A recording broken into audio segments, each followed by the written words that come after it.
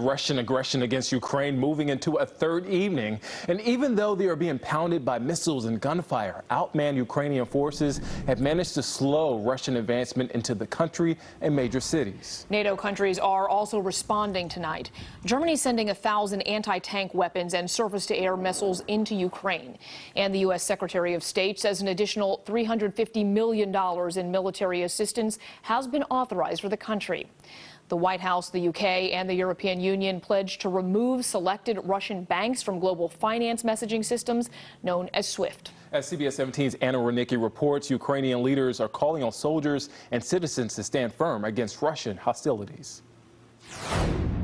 The president of Ukraine posting this video to Twitter on Saturday from the streets of Kyiv after turning down an offer from the United States to help him evacuate. His response, "I need ammunition, not a ride." Ukraine is fighting back. They are defending themselves. Pentagon spokesman John Kirby says the U.S. will continue to help equip Ukraine with what it needs to defend itself. Late Friday night, the U.S. approved another $350 million in security assistance.